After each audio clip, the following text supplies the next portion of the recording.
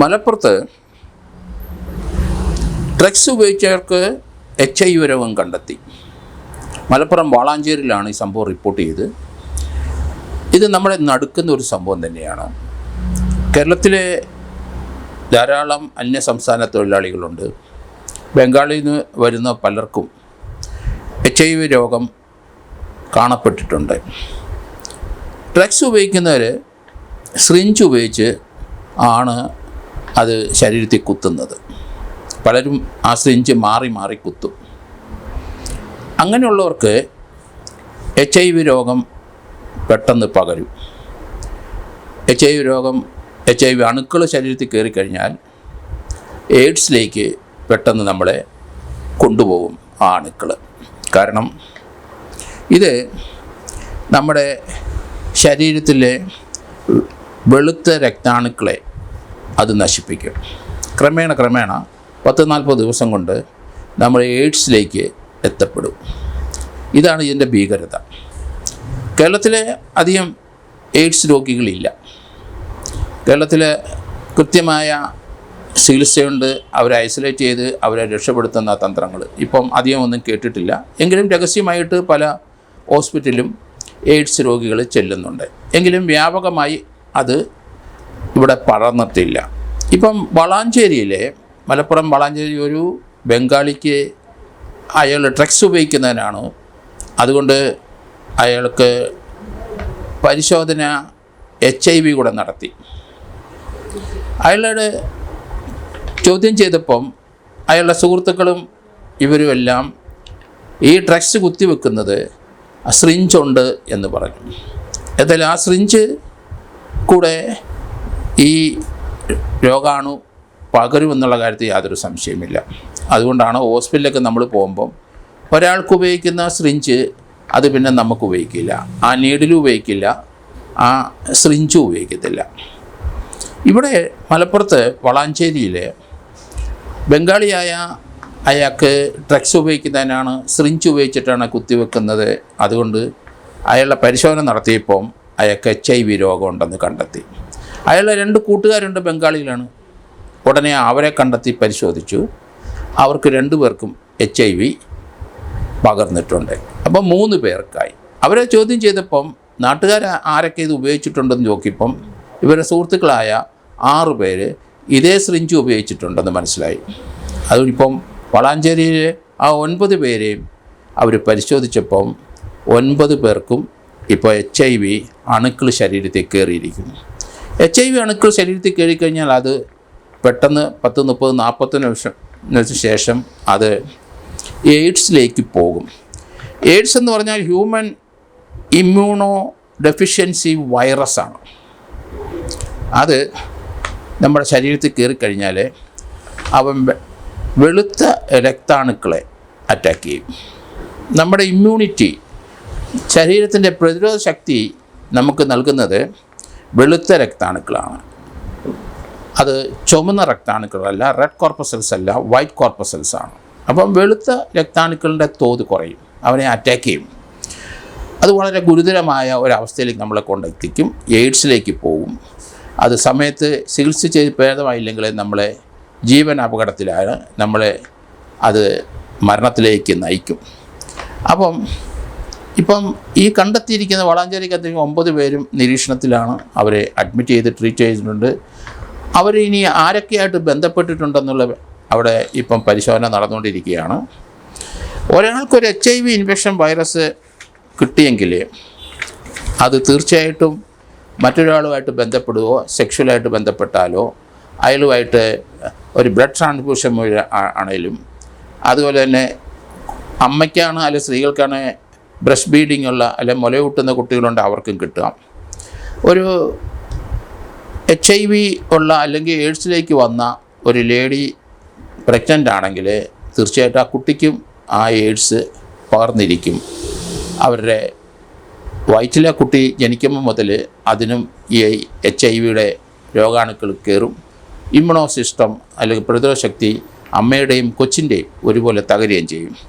സാധാരണഗതിയിൽ വെളുത്ത രക്താണുക്കൾക്ക് അവ 4 സ്റ്റേജിലാണ് പ്രവർത്തിക്കുന്നത്. ആദ്യത്തെ ഫസ്റ്റ് സ്റ്റേജ് HIV അത് കയറിക്കഴിഞ്ഞാൽ അത് CD4+ സെല്ല് ആണ്. അത് നമുക്ക് കൗണ്ട് മിനിമം 500 വേണം. അതിൻ്റെ HIV അക്രമം മൂലം വീണ്ടും അതിൻ്റെ കൗണ്ട് കുറഞ്ഞാൽ സ്റ്റേജ് 2 CD4+ 350-499 അടുത്ത മൂന്നാമത്തെ സ്റ്റേജ് എന്ന് പറയുന്നത് 200-349. അതിനകത്ത് അതാണ് കുറച്ചുകൂടെ മോശമായ കണ്ടീഷനിലേക്ക് നമ്മളെ കൊണ്ടുപോകുന്നത്. നാലാമത്തെ സ്റ്റേജ് 7 CD4+ എന്നത് 200 താഴെ വന്നു കഴിഞ്ഞാൽ നമുക്ക് എയ്ഡ്സിലേക്ക് പോയി കഴിഞ്ഞു നമ്മൾ. അതുകൊണ്ട് നമ്മുടെ പ്രതിരോധ ശക്തി പോയിക്കൊണ്ടിരിക്കുന്നു എന്ന് കൃത്യമായി. ഇത് 42 ദിവസം ഒരു സിറിഞ്ചിൽ എയ്ഡ്സ് ഉള്ള ഒരാളെ അല്ലെങ്കിൽ HIV രോഗമുള്ള ഒരാളെ ഒരു സിറിഞ്ച് ഉപയോഗിച്ച് സൂചി ഉപയോഗിച്ച് കുത്തിവെച്ചാൽ ആ സൂചിയിൽ അതിൻ്റെ അറ്റത്ത് ഈ HIV രോഗാണു 40-42 ദിവസം ജീവിച്ചിരിക്കും. അത് ചൂടുവെള്ളത്തിൽ മുക്കിയെന്ന് പറഞ്ഞാൽ അത് പോവില്ല. 100 ഡിഗ്രി മുകളിലോട്ട് ഒരു 20 മിനിറ്റ് തിളപ്പിച്ചെങ്കിൽ മാത്രമേ ഇവൻ നശിച്ചു പോവുള്ളൂ. അതുകൊണ്ട് HIV ഉള്ള ആൾക്കാരെ അവരെ ഒരു സൂചി കൊണ്ട് അവരെ കുത്തിയിട്ടുണ്ടെങ്കിൽ അത് വേറെ പലർക്കും കുത്തുമ്പോൾ 40-42 ദിവസം ഇതിൻ്റെ അണുക്കൾ മറ്റുള്ളവരിലേക്ക് സഞ്ചരിച്ചുകൊണ്ടിരിക്കും. അത് തിളപ്പിക്കാം 100 ഡിഗ്രിക്കും വെളിയിൽ തിളപ്പിച്ച് 20 മിനിറ്റോളം തിളപ്പിച്ചാൽ ഈ അണുക്കൾ നശിച്ചു പോകും. 100 ഡിഗ്രി സെൻറ്റിഗ്രേഡ് നമുക്ക് പനി ഒരാൾക്ക് വന്നാൽ 100 ഡിഗ്രി നമുക്കറിയാം ശരീരത്തിൽ അണുക്കൾ നശിക്കാം. പക്ഷെ അതൊരു പനി ഒരു അരമണിക്കൂർ നിലനിന്നാൽ ചിലപ്പം HIV ആ അണുക്കൾ നശിക്കാനുള്ള സാധ്യതയുണ്ട്. ഈ നമ്മുടെ ഇമ്മ്യൂൺ സിസ്റ്റം അതുപോലെ പ്രതിരോധ ശക്തി പതുക്കെ താഴോട്ട് വരുമ്പം സിക്കാവും, പനിയാവും, നമുക്ക് ദേഹത്തളർച്ച ഉണ്ടാവും, ക്ഷീണമാവും, നടക്കാനൊക്കെ കഴിയില്ല. അങ്ങനെ നമ്മൾ വളരെ മോശം കണ്ടീഷനിലേക്ക് പോകും. ഞാൻ പലരെയും കണ്ടിട്ടുണ്ട് എയ്ഡ്സ് വന്നവരെ. കാരണം അതിൻ്റെ അവസാനത്തെ സ്റ്റേജൊക്കെ വളരെ മോശം കണ്ടീഷനാണ്. ദേഹത്ത് പല സ്ഥലത്തും പ്രതിരോധ ശക്തി ഇല്ലാതെ വരുമ്പം അണുക്കളുടെ പ്രവർത്തനം മൂലം ബാക്ടീരിയയും വൈറസിൻ്റെയൊക്കെ പ്രവർത്തനം മൂലം നമ്മുടെ ശരീരത്തിൽ പല വ്രണങ്ങളും ഉണ്ടാവും.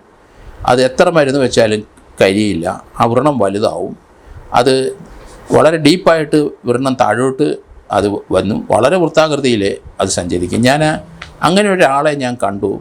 എയ്ഡ്സ് വന്ന് ട്രീറ്റ് ചെയ്യാതെ അയാളൊരു ഈ റോഡിൽ കൂടെയൊക്കെ നടക്കുന്ന ഒരാളായിരുന്നു. അയാളെ തൊട്ടൊരു ഹോസ്പിറ്റലിൽ വർഷങ്ങൾക്ക് മുമ്പ് എയ്ഡ്സിൻ്റെ മാരകമായ അക്രമത്തിൽ അയാളെ ഹോസ്പിറ്റലിൽ ആരോ എടുത്തുകൊണ്ടാക്കി അവിടുത്തെ വരാന്തയിൽ കിടത്തിയിരിക്കുന്നു. ആരെയും അടുപ്പിക്കുന്നില്ല. കാരണം കാലിലെ വലിയ വ്രണങ്ങൾ കണ്ടു. വളരെ വട്ടത്തിൽ പഴുത്ത് ചലം ഒഴിപ്പിച്ച് കിടക്കുന്ന അവസ്ഥ ഞാൻ കണ്ടിട്ടുണ്ട്. അതാണ് എയ്ഡ്സിൻ്റെ ഒരു നമ്മളെ ഭയപ്പെടുത്തുന്നത്. കാരണം HIV അണുക്കൾ നമ്മുടെ ശരീരത്തിൽ വന്ന് അവനെ നമുക്ക് പുറന്തള്ളിക്കളയാനുള്ള അന്നേരം ഇമ്മീഡിയറ്റായിട്ട് ട്രീറ്റ് ചെയ്യുക, ഐസൊലേറ്റ് ചെയ്യുക, ആരുമായിട്ട് ബന്ധപ്പെടാൻ പാടില്ല. അങ്ങനെയൊക്കെ അത് എയ്ഡ്സിലോട്ട് എത്തിക്കഴിഞ്ഞാൽ പിന്നെ നമുക്ക് അതിൽ നിന്ന് മോചനം പ്രാപിക്കാൻ വലിയ ബുദ്ധിമുട്ടാണ്. അതിന് ട്രീറ്റ്മെൻറ്റ് ഇല്ല എന്നുള്ളതാണ് ഇപ്പോഴത്തെ ലേറ്റസ്റ്റ് സയൻറ്റിഫിക് ആയിട്ടുള്ള വിവരങ്ങൾ. പലരും പറയും അതിന് ട്രീറ്റ്മെൻറ്റ് ഉണ്ട്, പക്ഷേ ഇല്ല. കാരണം ലോകത്തിൽ പലരും HIV വന്നിട്ട് കുറേ നാളിലൂടെ സർവൈവ് ചെയ്ത് അവർ മരണപ്പെട്ടു പോകുന്നതാണ് കാഴ്ചകളാണ് കാണുന്നത്. അതുകൊണ്ട് ഡ്രഗ്സിനെ സിറിഞ്ച് ഉപയോഗിക്കുന്നവർ ശ്രദ്ധിക്കുക. നിങ്ങൾ മരണത്തിലേക്കാണ് നടക്കുന്നത് എന്ന് മനസ്സിലാക്കിക്കോണം. കാരണം HIV രോഗം നിങ്ങളെ ബാധിച്ച് അവസാനം എയ്ഡ്സിലേക്ക് തന്നെ പോകും എന്നുള്ളതാണ്. അടുത്ത കാലത്ത് നമ്മൾ കണ്ടു MDMA കഴിച്ച 1-2 പേര് കഴിച്ചിട്ട് അവർ 8 ദിവസത്തിനകം മരിച്ചതായിട്ട് നമ്മൾ കണ്ടു. അത് കോഴിക്കോട് 2 കേസ് റിപ്പോർട്ട് ചെയ്തിട്ടുണ്ട്. ഒരാൾ മരിച്ചു. അവിടെ പോലീസ് സ്റ്റേഷനിൽ ഒരാൾ മരിച്ചിട്ടുണ്ട്. ആ ജില്ലയിൽ അത് മലപ്പുറം ജില്ലയിൽ അയാളും മരണമടഞ്ഞത് ഈ MDMA പാക്കറ്റ് ഉള്ളിൽ ചെന്നുകൊണ്ടാണ്. അപ്പോൾ ഇതൊക്കെ നമ്മൾ ശ്രദ്ധിക്കണം. ഡ്രഗ്സ് ഉപയോഗിക്കുന്നവർ വളരെ ശ്രദ്ധിക്കേണ്ട കാര്യങ്ങളാണ്. അതിൽ നിന്ന് പിന്മാറുന്നതാണ് നല്ലത്. നിങ്ങൾക്ക് സിറിഞ്ച് മുഖേന എടുക്കുന്നവർക്ക് പലർക്കും എയ്ഡ്സ് ഉണ്ടാവും. എയ്ഡ്സ് ഉള്ള ഡ്രഗ്സ് സ്ഥിരമായിട്ട് അടിക്കുന്ന പലർക്കും എയ്ഡ്സ് ഉണ്ട്. പ്രത്യേകിച്ച് അന്യസംസ്ഥാന തൊഴിലാളികളായ ചിലരിൽ അത് ധാരാളമായി കാണുന്നുണ്ട്. അവരുമായിട്ടുള്ള സംസർക്കം തീർച്ചയായിട്ടും അത് നീഡിൽ കൂടെ വരേണ്ട ആവശ്യമില്ല, സൂചി കൂടെ വരേണ്ട, അല്ലാതെ തന്നെ ബന്ധപ്പെടുന്നത് നിങ്ങൾക്ക് അപകടം വരുത്തി വെക്കുമെന്നാണ്. അതുകൊണ്ട് ശ്രദ്ധിക്കുക. മലപ്പുറത്ത് ഏകദേശം 10 പേർക്ക് വന്നിട്ടുണ്ട്. അവരെ ആരൊക്കെയാണ് അവർ ബന്ധപ്പെട്ടിരിക്കുന്നത് അവരിലേക്കൂടെ അവിടുത്തെ ആരോഗ്യ പ്രവർത്തകർ നീങ്ങിക്കഴിഞ്ഞിരിക്കുന്നു. ഇതിനെ സംബന്ധിക്കുന്ന ചില വാർത്തകൾ വന്നു തുടങ്ങി. കാരണം അത് ഭയപ്പെടുത്തുന്നതാണ്. എയ്ഡ്സ് സൊസൈറ്റി നടത്തിയ സ്ക്രീനിങ്ങിലാണ് ഇവരെ ഇത് കണ്ടെത്തിയതെങ്കിലും ഇനിയും ധാരാളം പേര് അവരിൽ നിന്ന് ആ രോഗം പകർന്നു പോയിട്ടുണ്ടെന്ന് എയ്ഡ്സ് സൊസൈറ്റി സംശയിക്കുന്നുണ്ട്.